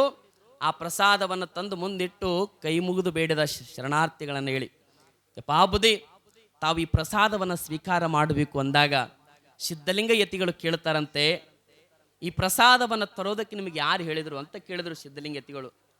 ಯಾರು ಹೇಳಿದ್ರು ಅಂತ ಕೇಳಿದಾಗ ಆ ಗುಡಿಯ ಪೂಜಾರಿಯಾಗಿರುವಂಥ ಭಕ್ತ ಹೇಳ್ತಾನೆ, ಯಪ್ಪಾ ಸಿದ್ಧಲಿಂಗ ಯತಿ, ನಮ್ಮ ಗರ್ಭಗುಡಿಯೊಳಗಿರುವಂಥ ಕುಂಬಳೇಶ್ವರ ನನ್ನ ಸ್ವಪ್ನದಲ್ಲಿ ಬಂದು ಕನಿಷ್ಠನೊಳಗೆ ಬಂದು ಹೇಳಿದ, ನನ್ನ ಅವತಾರಿಯಾಗಿರುವಂಥ ಸಿದ್ಧಲಿಂಗ ಜಂಗಮ ಶಿವಯೋಗಿ ನನ್ನ ಗರ್ಭಗುಡಿ ಒಳಗೆ ಹಸಿದುಕೊಂಡು ಬಂದಾನ, ನೀನು ಮಡಿಯಿಂದ ಪ್ರಸಾದವನ್ನು ಮಾಡಿಕೊಂಡು ಬರಬೇಕಂತ ನನಗೆ ಅಪ್ಪಣೆ ಮಾಡ್ಯಾನ ಅಂತೇಳಿ ಇದನ್ನು ಸ್ವೀಕಾರ ಮಾಡಬೇಕಂತ ಕೊಟ್ಟಾಗ ಸಿದ್ಧಲಿಂಗ ಯತಿಗಳಂತಾರಂತ, ಕುಂಬಳೇಶ್ವರ, ಇವತ್ತು ನಿನಗೆ ನೆನಪಾಯ್ತೇನು ನನಗೆ ಪ್ರಸಾದ ಮಾಡಿಸ್ಬೇಕಂತ, ಇವತ್ತು ನೆನಪಾಯ್ತೇನು ನಿನಗೆ ಪ್ರಸಾದ ಮಾಡಿಸ್ಬೇಕಂತ ತಿಳ್ಕೊಂಡು ಸಿದ್ಧಲಿಂಗ ಯತಿಗಳು ಆನಂದವಾಗಿ ಇಷ್ಟಲಿಂಗ ಪೂಜೆಯನ್ನು ಮಧ್ಯರಾತ್ರಿಯೊಳಗೆ ಪೂಜೆ ಮಾಡಿಕೊಂಡು ಅಲ್ಲಿ ಪ್ರಸಾದವನ್ನು ಸ್ವೀಕಾರ ಮಾಡಿದರು ಅವತ್ತಿನ ರಾತ್ರಿ. ಈ ರೀತಿಯಾಗಿ ಅನೇಕ ಲೀಲೆಗಳನ್ನು ಮಾಡ್ತಾ ಸಂಚಾರವನ್ನು ಮಾಡ್ತಿದ್ರಂತೆ. ಅಂಥ ಸಮಯವನ್ನು ಭಗವಂತ ಎಲ್ಲರಿಗೂ ಕರುಣಿಸಿರ್ತಾನೆ.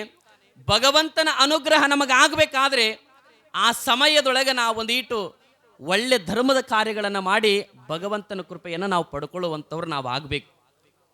ಅದಕ್ಕೆ ಹೇಳ್ತಾರಲ್ರಿ, ಗಳಿಕೆ ಇದ್ದಷ್ಟು ಖರ್ಚು ಮಾಡಬೇಕಂತ, ಗಳಿಕೆ ಇದ್ದಷ್ಟು ಖರ್ಚು ಮಾಡಬೇಕಂತ, ಹಾಸಿಗೆ ಇದ್ದಟ್ಟು ಈಗ ಹಂಗಿಲ್ರಿ, ಈಗ ಹಂಗಿಲ್ರಿ, ಈಗ ಬ್ಯಾರೇನ ಐತ್ರಿ. ಹಾಸಿಗೆ ಇದ್ದಟ್ಟು ಕಾಲು ಚಾಚ್ ಅಂತ ಹೇಳ್ಯಾರ ಖರೆ ಹಿರಿಯರು, ಆದ್ರೆ ಮನುಷ್ಯ ಒಂದಿಟ್ಟು ಹಾಸಿಗೆ ಬಿಟ್ಟು ಹೊರಗೆ ಕಾಲು ಚಾಚಕತ್ತಾನೆ. ಯಾಕಂದ್ರೆ ಆಸೆ, ಇನ್ನೂ ಬೇಕು, ಇನ್ನೂ ಬೇಕು ಬೇಕು ಅನ್ನುವಂಥ ಮನುಷ್ಯನಿಗಿದ ಆಸೆ ತುಂಬಿಕೊಂಡದ. ಆಸೆ ಇದ್ರೂ ಪರವಾಗಿಲ್ಲ, ಆದ್ರೆ ದುರಾಸೆ ಬರಾಕತ್ತದ್ರ ಮನುಷ್ಯನಿಗೆ. ದುರಾಸೆ ಹೆಚ್ಚಿಗಾದಾಗ ಇನ್ನೂ ಬೇಕು ಬೇಕಂತನೇ ಈ ಮನಸ್ಸು ಹೇಳ್ತದ. ನೋಡ್ರಿ, ಈ ಜಗತ್ತೊಳಗ ಎಲ್ಲವನ್ನೂ ಬೇಕು ಬೇಕಂತಾನ, ಒಂದೇ ಸಾಕಂತಾನ. ಯಾವ್ದ್ರಿ? ಗೊತ್ತತ್ ನೋಡ್ರಿ ನಿಮಗೆ. ಎಲ್ಲನೂ ಬೇಕಂತಾನ. ಬಂಗಾರ ಬೇಡ ಅಂತಾನೇನು, ಹೊಲ ಬೇಡ ಅಂತಾನೇನು, ಈ ಜಗತ್ತೊಳಗೆ ಯಾವುದು ಬೇಡ ಅನ್ನಂಗಿಲ್ಲ, ಎಲ್ಲನೂ ಬೇಕಂತಾನ.